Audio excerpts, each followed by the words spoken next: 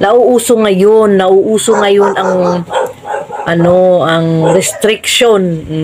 Usong-uso ngayon 'yan dito sa sa Facebook. lahat 'yan nakakaranas niyan. Oh. Walang exempted. Okay, walang ganon. Oo, kasi ang hirap nga naman sundin yung mga ano ba 'yan?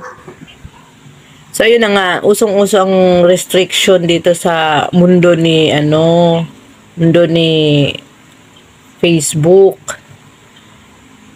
Kaya kung isa kayo sa restricted, wag niyong gaanong dibdibin. Kasi nga, hindi kayo nag-iisa. Usong-uso yan.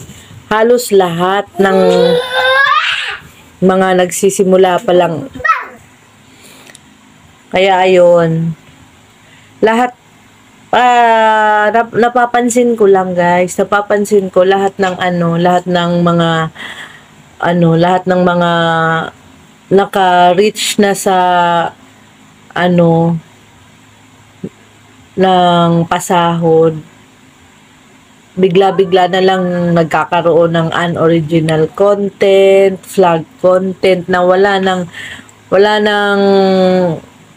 hindi alam kung alin doon, hindi natin nakikita kung saan tayo banda nagkamali.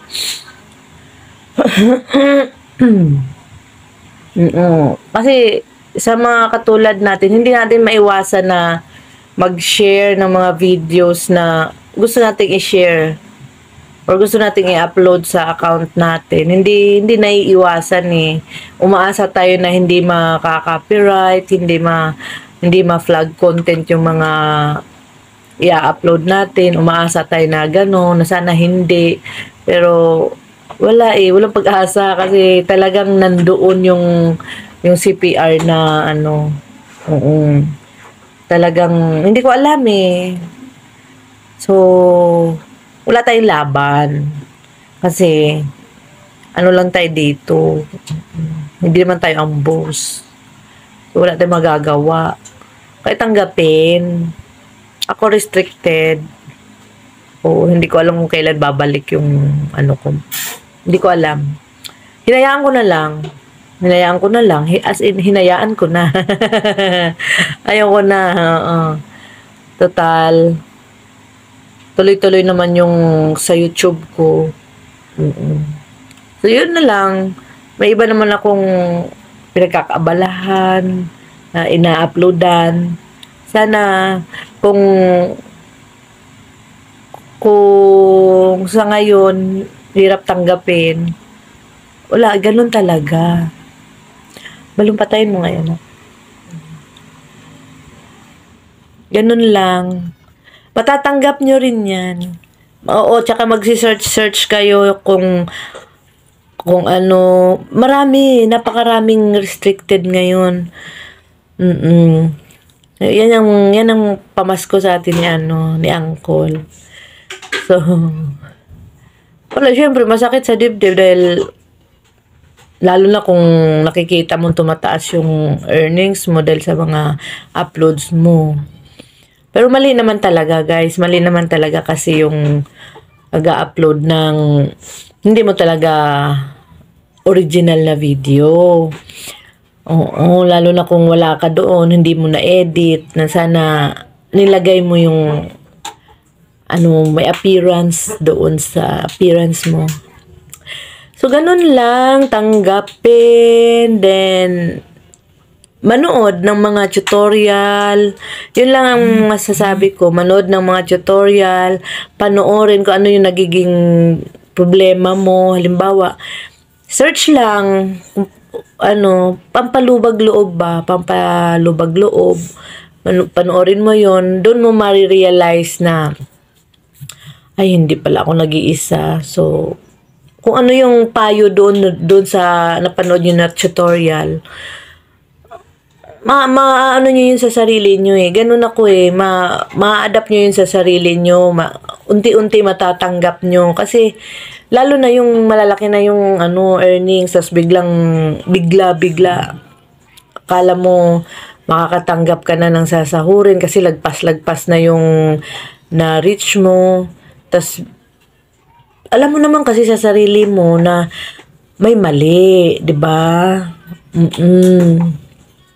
Marami ng marami naman siguro na rin kayo napanood na mga bawal dito sa mundo ni ni Uncle.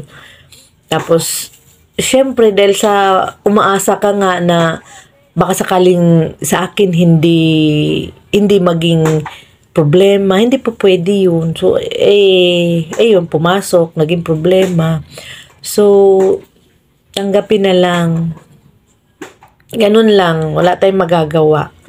Oo, tsaka ako, waiting ako sa response sa ni Uncle sa appeal ko. And then, hanggang ngayon wala pa. So, hindi ko alam kung kailan. O hanggang kailan. Okay. Wala, ang sabi lang naman, sa pagkakaalam ko lang sa mga naririnig at napapanood ko, tuloy-tuloy lang, kailangan ipakita mo na ikaw yung may-ari ng account, mag-live, mag-upload ng video na ikaw sa'yo mismo. Ganun lang ang gagawin para makita talaga ni Meta na sa'yo yung account. Lalo na kung marami kang in-upload na unoriginal content, ganon. Yan lang. Hanggang sa ma-recognize niya na, it's you. Ganon. Kaya kayo guys, kung bagong monetize lang kayo, bagong lang yung mga ads nyo dyan, ingatan nyo kung wala pa kayong kung wala naman kayong nagiging problema pa, sana wag, no? Kasi sayang. Ingatan nyo pag-upload, basta ingat-ingat din sa paglalagay ng mga music. Ingatan magkaroon ng flag content, ingatan magkaroon ng unoriginal. So, yun lang masasabi ko sa inyo guys. Ingatan nyo ang account nyo na ma-restrict. Ganun lang. So, yun lang masasabi ko guys. Babush.